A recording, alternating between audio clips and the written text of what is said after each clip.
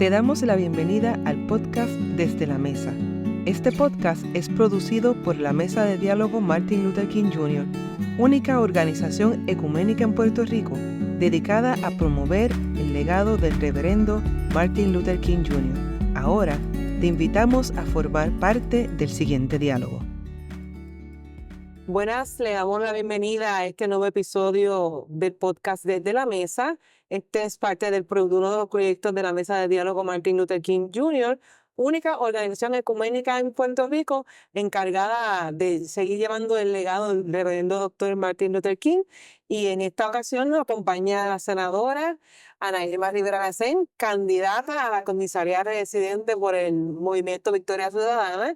También nos acompaña el profesor Samuel Figueroa Cifre, miembro de la Mesa de Diálogo Martin Luther King, y está su servidora, la agrónoma Kelmadis Pérez Rivera, actual secretaria de la Mesa de Diálogo, y vamos a tener una conversación muy interesante durante este episodio con la candidata a la comisaría residente. Un placer tenerla con nosotros, licenciada. La primera pregunta que queremos hacerle en esta ocasión tiene que ver con el proceso político y el proyecto de país. ¿Por qué la alianza es la ruta para el proyecto de país que usted propone? La alianza surge, no es una fórmula matemática de que la suma de lo que sacó el PIB y sacó el Movimiento Victoria Ciudadana da como consecuencia el éxito en las elecciones. Es una suma de voluntades. Sí se hicieron cálculos sobre lo que sacó el PIB, lo que sacó el Movimiento Victoria Ciudadana en varias de las candidaturas, incluyendo la gobernación, pero además de eso se hizo un análisis, ¿verdad? Un análisis estratégico. Si esa sumatoria se podía convertir en una sumatoria de fuerzas y de voluntades detrás de los números. O sea, porque los números de por sí no necesariamente es suficiente, aparte de que uno no sabe si realmente la gente va a votar así en la próxima elección. Lo que sí sabemos es que si apelamos a esa gente que nos favoreció con el voto y hacemos una propuesta conjunta de país, pues apostamos, ¿verdad? En lo que le estamos llamando a que le podemos ofrecer esperanza a la gente. Yo le digo que no solamente estamos ofreciendo esperanza, sino que esto lo estamos haciendo desde la esperanza y desde el amor por Puerto Rico. Y desde ahí, pues, ofrecerle a la gente pues, otras alternativas, cambiando lo que hasta ahora se le ofrece a las personas en las elecciones tradicionalmente. En el caso del Partido Independentista, que con el tema de estatus siempre habla sobre la independencia como la fórmula que entienden que es la que Puerto Rico debe tener, nos podemos unir porque en el caso de Victoria Ciudadana creemos que lo importante es hablar de la descolonización. Así que la independencia es una de las formas de descolonización. Así que lo que nos une en términos del tema de estatus no es la lucha por la independencia, sino la lucha por el proceso de descolonización informado, democrático y amplio que el pueblo de Puerto Rico tiene derecho, donde puede estar la independencia, donde estará la estadidad y donde estará la libre asociación. Así que ahí también nos unimos desde ese tema tan divisorio del pueblo de Puerto Rico. Y lo demás, tenemos en común muchos puntos en programáticos en las elecciones pasadas y en estas también, que tiene que ver con la visión de país que queremos y la visión de país que queremos en términos de desarrollo, en términos de la defensa de los servicios esenciales y combatir la Junta de Control Fiscal, por ejemplo, y otros temas que me imagino que me estarán preguntando. Sí, el país, licenciada, lleva años atrapado en la trampa política y económica y hasta espiritual, que es la corrupción. ¿Qué vamos a hacer con la corrupción? Eso es uno de los temas, no solo el Movimiento de Actividad Ciudadana que nos unió, combatir la corrupción fueron los temas que nos unió, sino que nos une en esta propuesta de alianza. La gente de Puerto Rico está cansada de escuchar tantas, que si se están llevando preso o presa a tal político, o si salen a relucir todos los contratos que tienen la gente que está cerca de cual secretario o secretaria o de la gobernación. Eso la gente ya está cansada. No es posible que el gobierno sea a base de amiguismos, porque eso lo que hace es que simplemente no funciona y eso lo estamos viendo. Porque si las personas se acercan al gobierno no para buscar tal servicio, sino para ver de qué se pueden aprovechar, pues vas a tener gente que se hace rica y mucha gente pobre que no recibe los servicios. Eso no puede ser. Eso no es justo y hay que combatirlo. Hay que combatirlo desde el día 1 en la manera en que se organiza el gobierno. El gobierno no puede estar organizado a base de tú ver cuál es tu ayudante cercano, son un montón de gente que realmente están ahí porque tú le debes algún favor político, pues tú estás pagando ese favor político, pero no estás recibiendo ningún consejo para que puedas echar a caminar un mejor país. Así es que desde la misma construcción de ese gobierno, desde el principio, tiene que estar basado no solamente en el mérito, sino en que se reclute la gente que puede hacer el trabajo para que el gobierno funcione. El germen de la corrupción es la falta de seguimiento, es la falta de que las personas creen que pueden salirse con la suya porque nadie les está vigilando, no tiene que rendir cuentas, sobre todo no hay rendición de cuentas. Hay una cultura de que puedo tumbarme lo que sea, en el sentido, como dice la gente de Puerto Rico, y que eso no va a tener consecuencias. Inclusive es tan fuerte que vemos gente que sale convicta por temas de corrupción. Y al otro día nos vemos en los medios de comunicación como si fueran ejemplos de echar a correr opinión pública en Puerto Rico. Ese mensaje es un mensaje desastroso, desastroso para el pueblo de Puerto Rico. Yo no quiero ni siquiera pensar que piensa nuestra niñez cuando tú le dices a esa persona que tú ves ahí estuvo presa por corrupción, ¿verdad? Tú no le ves que hace ningún tipo de expresión de que se arrepiente de ese tipo de cosas, sino que simplemente al otro día está ahí. Porque yo sí creo que la gente tiene la capacidad, y eso estoy convencida de eso, ¿verdad?, de cambiar. O sea, la gente cuando es convicta de algo y asume esa responsabilidad y la reconoce, pues yo creo que hay que dar oportunidad. Yo creo en la justicia restaurativa, que parte del proceso es que la gente reconozca el daño que causó. Pero yo no veo eso en los políticos que son convictos por corrupción y al otro día están como si tal cosa.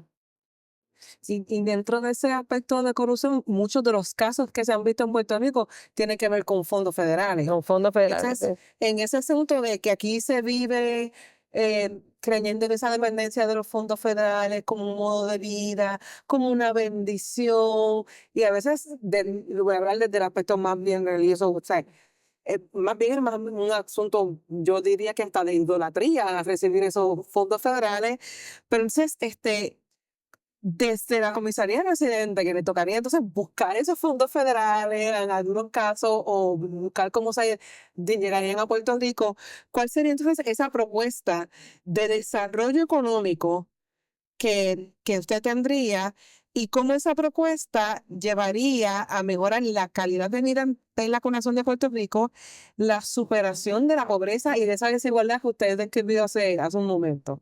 Fíjate, es interesante porque la persona que esté en la comisaría residente debe canalizar los fondos federales que Puerto Rico tiene derecho. O sea, que están haciendo aspavientos. Te conseguí tantos fondos. Mira, eso Puerto Rico tiene derecho, muchas veces son fórmulas y no son un regalo.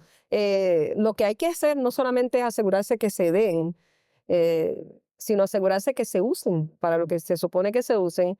Y yo lo que he estado diciendo es que no solamente es estar para buscar que los fondos se aseguren porque Puerto Rico tiene derecho a ellos, sino que cuando lleguen acá se usen como deben usarse. Hay que seguir el dinero, ¿verdad? Hay que hacer el track del dinero, buscar para qué se aprobaron, dónde se supone que se usen y si realmente se usaron. Porque lo que muchas veces estamos viendo es que se usan para una gran cantidad de contratos, a veces hasta se devuelve dinero, para lo que está dirigido no necesariamente llega. Todavía hay fondos que tienen que ver con los huracanes Irma y María que están dando vueltas por ahí para la reconstrucción, reubicación de las personas y eso no se ha hecho como debe hacerse. Así que la candidatura de la comisaría residente o ese puesto también tiene que asegurarse que los fondos se usen como deben usarse. Eso no lo dicen mucha gente, ¿verdad?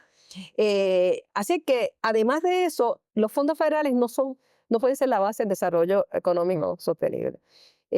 No puede ser que el gobernante haga un montón, como el gobernador actual ha hecho varios mensajes al país a base de la bonanza económica de los fondos federales. Por eso es una burbuja que cuando se acabe, se acabaron. Y la Junta de Control Fiscal no ha hecho nada de lo que se supone que haga por ley, de la ley que la crea, de promover el desarrollo económico en Puerto Rico. ni parece que le interese mucho.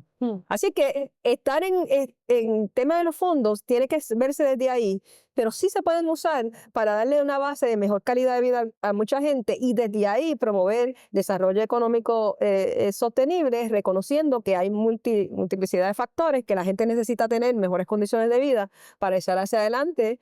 Temas educativos, temas de reconocer, por ejemplo, los trabajos que no remunerados que tienen que ver con el cuido de todas las personas, ese cuido que tiene un valor económico que no se reconoce en el camino de dar ayuda a familias que tienen necesidad de cuido, a las personas que cuidan, ahí hay un componente de desarrollo económico que cuando uno los mira de una manera distinta, con otra óptica, tú empiezas a dar un valor distinto y echas a correr cosas distintas económicas en la sociedad. Así que tenemos que impulsar, sin duda, nuestros pequeños, medianos comerciantes locales. Tenemos que cambiar la lógica esta de darle incentivos solamente a las grandes corporaciones. La lógica tiene que ser darle incentivos a quienes echan a correr la economía de Puerto Rico, que son las pequeñas y medianas comerciantes, quienes están ahí cuando ocurren desastres, que son esas empresas. Son también las organizaciones sin fines de lucro, las organizaciones comunitarias. Es otro modelo de echar a correr el desarrollo, pero también tiene que ser sostenible. O sea, tiene que tener un modelo de respeto a los recursos naturales y el reconocimiento de cómo se cruza todo esto, no solamente con los temas que tienen que ver con mejores calidad de condiciones de vida de nuestros trabajadores y nuestras trabajadoras, sino también con los temas de cambio climático. Por eso es que tiene que tener una visión sostenible. Todo esto tiene que verse junto. Verlo por cantitos no es ver la complejidad del problema. Así que desarrollo económico sostenible sí tiene que ver con fondos, pero no depende de los fondos. Y entonces, en Washington se echan a papel muchas ideas, muchos programas, muchos de ellas aterrizan en Puerto Rico, pero acá no tienen el componente que se supone que tenga un gobierno para decir, mira, estos fondos se pueden usar para darle ayuda o darle soporte o darle sobre todo un empuje para desarrollar tal cosa y que eche a caminar sola, esa iniciativa que se echa a caminar sola y que cuando no esté en los fondos no dependa de los fondos. Eso es una visión muy distinta. Y yo creo que eso es lo que hace falta en Washington y por lo menos eso es lo que yo me propongo cambiar en cuanto a la visión de los fondos federales. Y eso tiene que ver hasta con educación y tiene que ver con salud, tiene que ver con todo. Con todo. Y eso vamos a, entonces, ahora, este asunto de la corrupción y los fondos federales, entonces, ¿cómo este asunto también de la Junta de Control Fiscal, que nos quiere decir entonces a nosotros, algo que no escogimos nosotros como país, que nos impusieron, en qué vamos a usar el dinero, porque hay que pagarle a esta gente una deuda que no ha sido auditada? Entonces, esto se aprobó allá en el Congreso, que sería más o menos, sería donde usted estaría trabajando. ¿Cuáles son las consecuencias de estas políticas neoliberales para el país desde el punto de vista de la Junta? ¿Cómo se combaterían? ¿Qué cambios propone para poder atender este asunto? O sea, de una deuda que nunca ha sido auditada con un organismo que nos quiere decir qué hacer. La Junta es corrupta, vamos a empezar por ahí, aparte de antidemocrática. Tiene muchísimos conflictos de intereses la gente que la integran, pero nadie le da seguimiento, ni siquiera en el Congreso. Pueden hacer lo que les da la gana porque no tiene quien les fiscalice. Eso es lo más cercano a un gobierno dictatorial en otros sitios que tanto critican, ¿verdad? ¿Por qué? Porque la Junta va por encima de todo en Puerto Rico. Nos la impone el Congreso, pagamos los gastos del pueblo de Puerto Rico porque el Congreso no mandó fondos con la Junta, mandó la Junta, pero los fondos vienen de acá. Y la Junta, además, se decidió tener poderes que no tiene. Va por encima de cualquier ley, y recuerdo como ahora cuando echó hacia atrás los pocos cambios a la reforma laboral que logramos, simplemente por una visión ideológica del desarrollo económico, que no tiene que ver nada con la razón de ser de la Junta. Porque ellos no han echado a correr ninguna cuestión de desarrollo económico, pero entendieron que darle derechos a los trabajadores y las trabajadoras le quita derechos al empresarismo y que le quita derecho a la posibilidad, o quita, mejor dicho, posibilidades de desarrollo económico, pero nunca dijeron cuál era. De hecho, en la comisión que yo presido en el Senado, logramos hacer un informe económico por OPAL, que es la oficina que hace esos informes económicos, que contradecía punto por punto todo lo que la Junta dijo sobre el cargo económico supuesto de la reforma laboral. Y lo desmentimos completamente. Pero no hubo voluntad de echar hacia adelante nuevamente la reforma laboral. con la Junta. La Junta decidió que va por encima de cualquier cosa, de la legislatura, del gobernador, porque decide como si fuera el ejecutivo, y como la Poder Judicial, porque decide hacer las decisiones, lo que se supone que hagan los tribunales, que te deciden si una ley es no de acuerdo con la Constitución, lo que sea. La Junta es, si no está de acuerdo con la Junta, que es el Poder Supremo, pues lo decide que no sirve. Así que la Junta dictatorial hay que ir a combatirla de donde salió, que es el Congreso. Así que sin duda, es una de las razones por las que ir al Congreso, ya que el Congreso no ha cumplido ni con Puerto Rico, como el poder administrador que hay es con ese tema, ni con habernos impuesto eso sin controles, sin darle seguimiento a la Junta sobre lo que está haciendo. Así es que a la Junta hay que sacarla. La Junta ha hecho y ha implantado pues el pago de una deuda sin auditar. Hace falta, como tú bien dices, no solamente hacer una auditoría, es una auditoría forense. O sea, hay que saber no solamente cómo Puerto Rico llegó allá, que mucha gente sabemos, ¿verdad? Sino quiénes son las personas responsables y cuál de esa deuda es ilegal y cuál de esa deuda no se debe pagar. Eso a la Junta no le interesa. A la Junta lo que le interesa es pagar la cantidad que sea que los bonistas están reclamando sin mirar dos veces la cuenta. Y eso no es justo para el pueblo de Puerto Rico, eso hay que acabarlo sin duda. Esa visión de que es a costa de los derechos de la gente. Cuando la Junta empezó, yo recuerdo que Ricky Rosselló, antes de juramentar su puesto, tenía ya toda la legislación para acomodarse a la Junta. Es cuando él empezó como gobernador, la legislatura de cantazo tenía todos los proyectos de administración que fueron aprobados en bloque y todos empezaron diciendo, de acuerdo con la ley TARGA, que la ley de la Junta, se deja sin efecto tal cosa y tal cosa. De un plumazo, en varias legislación, se dejaron sin efecto muchas leyes de Puerto Rico, incluyendo aspectos constitucionales que por ley se derogaron inconstitucional totalmente, porque tú no derogas la Constitución con una ley. Pero así se hizo. En el aspecto laboral, por ejemplo, dejaron sin efecto los mandatos constitucionales de que tú no puedes trabajar más de 8 horas corridas, etcétera, en los descansos, que tú no puedes, tienes que pagarle doble a la gente. Eso fue un plumazo, con legislación mandada a hacer por mandato de la Junta, el cual Ricardo Rosselló aceptó y obedeció. Tan pronto lo juramentaron, como te digo, todas esas piezas legislativas se aprobaron juntas. Y ese es el torso legislativo y que se utiliza para todo lo que hemos visto, inclusive todos los planes de ajuste de la deuda, donde la legislatura de Puerto Rico, las pocas ventanas que ha tenido para irle en contra a la Junta, no las ha aprovechado, sino simplemente le ha entregado más poder a la Junta. Y eso, que a veces quizás la gente no lo entienda, también nos lleva a considerar esas tendencias neoliberales al asunto de violencia, porque son políticas violentas contra la mayoría del país. Y no solamente, ¿sabes? Lo hemos manifestado en la criminalidad que estamos viendo, en el asunto de violencia de género. Y, ¿sabes? Es que son políticas violentas de por sí. O sea, quizá la gente no sabe lo que es neoliberal. Neoliberal, en un sentido bien sencillo, son políticas económicas que apuestan a que tú no tienes que regular nada, que en la vieja usanza que el mercado se regula a sí mismo, pero todavía peor, de que tú puedes dejar sin efecto cualquier tipo de legislación que tenga que ver con protección del derecho, por ejemplo, usando el derecho a la educación, el derecho a mejores condiciones de trabajo, derecho a la vivienda, derecho a la salud, porque tú puedes privatizar todo eso y que la industria se va a hacer cargo de dar el servicio. El problema es que si la industria solamente se hace cargo del servicio, tú tienes que comprar el servicio. Así que si tú no tienes el dinero para comprar el servicio, tú te quedas sin el servicio. Y ahí es donde está la maldad de esa mentalidad. Tú desmontas el Estado diciendo que es un Estado benefactor, que el Estado no tiene que hacer eso, que el Estado pero no le das alternativas a quienes no pueden comprar el servicio, que no sea el no tener ni salud, ni vivienda, ni educación, por usar ejemplo. Esa es la maldad de esa visión. O sea, cuando uno habla de que eso debe ser derecho, no estamos hablando de que el Estado tiene que ser un monstruo grandísimo, tiene que garantizar absolutamente todo, pero tiene que por lo menos estar pendiente de que las personas sí tengan los derechos básicos, a lo que le llamamos derechos esenciales.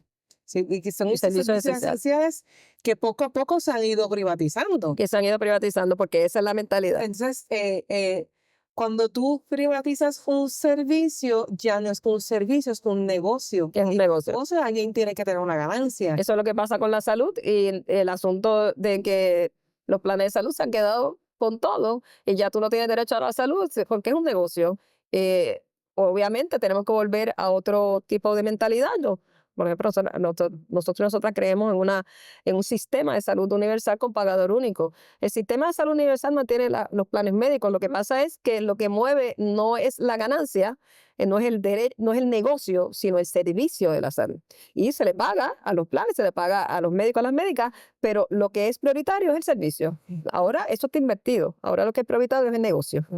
Entonces, por eso es que es una mentalidad totalmente distinta y que la gente, los que están en contra de esto, pues le meten miedo a la gente diciendo, que esos son comunistas, esos son esto, pero que quieren es traer el comunismo a Puerto Rico. Bueno, lo que queremos traer es el bien común. Y el Estado tiene la obligación de velar por el bien común. Eso no debería estar enfrentado ni al empresarismo, ni debería estar enfrentado a echar a correr un desarrollo económico con negocios, con empresas privadas. Lo que no podemos es decir que solo porque tú tengas derecho a tener empresas privadas, tú puedes aplastar a la gente. Esa es la causa de montones de ganancias, por ejemplo, que se han hecho históricamente, por ejemplo, las causas de los obreros y las obreras, muchas de hecho que usamos fechas que son de Estados Unidos, que la gente dice que si Estados Unidos tiene muchas fechas importantes de derechos humanos, el 1 de mayo, el 8 de marzo, la de la comunidad LGBTIQ, se usan fechas de Estados Unidos, las luchas de derechos humanos allí. Pues las luchas que durante tantos tiempos se estuvieron haciendo para ganar mejores condiciones de vida, es como si eso no fuera importante y hay que echarlo atrás. El asunto de employment at will, o sea que yo te doy este trabajo con las peores condiciones, lo tomas o lo dejas. No puede ser. Tú tienes que garantizar a la gente dignidad en el empleo. De eso que estamos hablando. Entonces, tratar de poner categorías, sin la gente sabe lo que quieren decir, que eso es comunismo y la gente no sabe ni lo que eso quiere decir, que eso es de izquierda, la gente no sabe lo que quiere decir, pero desde la desinformación y del miedo ponen esas etiquetas para tratar de no decir lo que es cierto. Lo cierto es que le estamos quitando derechos esenciales a la gente, le estamos quitando la educación a nuestra niñez, le estamos quitando el futuro a nuestra juventud, estamos condenando a la gente a vivir en la calle porque las viviendas se hacen más caras con las políticas neoliberales que se están echando a correr y no tenemos salud, la gente se está muriendo porque no tiene acceso a la salud. No tiene acceso a la salud, quizás si no puedo pagar el servicio de energía eléctrica. Esa es la otra. La electricidad es un derecho. Sí. Y va de la mano con unas visiones que tienen que ver con cambio climático. O sea, el derecho a la salud, a la electricidad, mejor dicho, hoy día, tiene que ir de la mano, y por eso siempre hablo de desarrollo sostenible, con una visión hacia el futuro, ¿verdad? La complejidad de accesar la electricidad hoy día tiene que ir de la mano con acabar de movernos a la energía renovable, ¿verdad? Y aquí están arrastrando los pies con eso, aunque hay ley en esa dirección, porque los negocios de Genera ahora mismo y de otra gente, y Luma, pero Genera que trata del tema de la generación, y Luma porque está sacando el chavo bueno de Puerto Rico sin cumplir lo que se supone, están echando a un lado la visión de que Puerto Rico tiene que moverse hacia la energía renovable para poder tener acceso real a la energía y no tener todo este montón de situaciones que están pasando. Por eso es que es multifactorial, las soluciones no son una sola cosa. A Luma hay que sacarlo, sin duda. Porque Luma, aparte de los chavos que se está llevando, no está dando nada. En el camino hay que estar mirando cómo vamos a ir bregando con reconocerle a las personas y asegurarle a las personas el acceso a la electricidad. Si hubiéramos estado caminando en la dirección, por ejemplo, del concepto de queremos sol, las personas que han tenido, está formulando esto, que tiene que ver con todo el asunto de usar las placas solares, pero no en fincas cultivables, ¿verdad? En los techos y otras, mira, usar no solamente el sol, usar el viento, pero no en sitios cultivables, usar el agua, que fue la fuente original de Puerto Rico, por eso es que originalmente se llama Autoridad de Fuentes Fluviales, porque era el agua, era mover el agua. Si tuviéramos esa mirada, tendríamos montones de maneras de echar a correr un sistema de electricidad confiable, que cuando te falla tienes otro, pero que le dé a la gente la seguridad de que tiene la energía, el acceso a la energía, que hoy día es un derecho como cualquier otro. Igual que el acceso a los sistemas de comunicación, las tecnologías de comunicación e información, eso es un nuevo derecho que todo el mundo también tiene que tener el derecho a poder accesarlo. Y aquí tenemos ya un precedente que la gente, el asunto de las fincas solares en terrenos agrícolas, cuando vinieron los huracanes María e Irma, esas fincas quedaron destruidas. Y todavía, 7 años después, todavía algunas de esas fincas no se han recuperado. Claro. Están esas placas allí tiradas en el terreno abandonado. Entonces, tú recuperar esos terrenos agrícolas, eso también añade a la crisis que tenemos climática. Claro, por eso es que hay que mirarlo en complejidad. De hecho, mira, como senadora, impulsamos un proyecto de darle personalidad jurídica a los bosques y al carso, para mirarlo desde ahí un poco en la mentalidad de que somos un ecosistema universal donde los seres que le llamamos humanos, ¿verdad? No somos los únicos que existen, también hay otros seres vivos, la naturaleza es un ser vivo en todas sus manifestaciones. Mirarlo desde ahí también, y entonces hicimos este proyecto de darle personalidad a los bosques y al carso, con toda la importancia que tiene. E inclusive también echamos a correr un proyecto, no logramos que se aprobara, logramos que se aprobara otro en el Senado, pero no en la Cámara, de incentivar el reciclaje y también como fuente posible de económica, ¿verdad? De negocios de reciclaje en Puerto Rico. Esas son las miradas multisectoriales que hay que tener y todas se conectan, porque todas tienen que ver no solamente con una mirada sustentable, sino buscar que las fuentes de energética son múltiples y que Puerto Rico tiene que accesarlas todas sin dañar la naturaleza, pero para garantizarle el servicio eléctrico a las personas. Entonces, para ir cerrando, tenemos entonces ese último tema Sí, de la descolonización. queremos, tú sabes, no podemos cerrar esta conversación sin de alguna manera abordar el asunto de la descolonización, que está en el fondo a raíz de muchos de los temas que hoy hemos cubierto ahí. ¿Cuál es la propuesta sobre el proceso de descolonización? Y cómo atender este asunto nos empodera para atender los problemas que tenemos en el país. Ese es un tema que no se le puede seguir dando la espalda. Hay que solucionarlo. No puede ser la fuente de división, cuál es el estatus que querramos, sino, como siempre digo, el proceso es lo más importante para poder llegar a la solución. Yo creo en la Asamblea Constitucional de Estatus, que es el espacio que daría que el pueblo de Puerto Rico se ponga de acuerdo para las diferentes fórmulas, estadidad, independencia o libre asociación. ¿Cuáles van a ser esas definiciones? Tiene que ser vinculante, o sea, que Estados Unidos tiene que garantizarse y tiene que comprometerse que en ese proceso, que es un ir y venir entre Estados Unidos y Puerto Rico, cuando finalmente se dé una votación por el pueblo de Puerto Rico, se reconozca y no solamente se vincule, sino que Estados Unidos la respete. Por eso es que es un proceso complejo. Sí. Por eso es que es complejo y hay que decirle a la gente que es complejo. Yo te estoy describiendo lo que es. Puede ser que no se llame así, Asamblea Constitucional de Estatus, así le llamamos la gente que creemos en ese proceso, pero puede ser que después que sea el contenido le llamen de otra manera, pero que sea ese contenido, que sea informado, que sea democrático y que sea vinculante. Eso es lo más importante y que no se le engañe al pueblo de Puerto Rico diciéndole fórmulas mágicas. Sí, el plebiscito que está proponiéndose. No, eso es una tomadura de pelo, es una pérdida de dinero. Y es una manera de tratar de atraer personas a la votación, a llevar a la votación, porque la gente está quedando en la casa de esos partidos que están promoviendo ese plebiscito. Pero ellos mismos saben que eso ni siquiera como encuesta les va a servir. Así es que es una pérdida de dinero y una falta de respeto al pueblo de Puerto Rico. Y este proceso largo de la Asamblea Constituyente, como se puede llamar, también retracte con el famoso mito de que no, ellos ganaron, nosotros íbamos a amanecer independientes. O sea, eso no es así, la varita mágica de un día para No es así, y eso hay que decírselo a la gente. Ahí no hay varitas mágicas, es complejo. Cada una de las tres fórmulas descolonizadoras son complejas y es importante que la gente conozca la complejidad de cada una y el proceso de cada una, el tiempo que toma cada una y la posición de Estados Unidos en cada una de ellas. tenerlo con la justicia y el mérito que se merecen cada una de las posiciones, aunque yo no crea Claro, una de ellas. claro, eso es así. La única manera que la gente va a creer en ese proceso es que se respete cada una de las fórmulas y que nadie empiece a decir, no, esa tuya no sirve, la tuya, la mía es la verdadera. Bueno, cuando empecemos en la votación, cada quien. Pero en el proceso hay que respetar que las tres fórmulas tienen derecho a estar en ese proceso de consulta. Lo que yo no puedo aceptar es la gente que diga que descarta alguna de las fórmulas porque esa nunca va a pasar.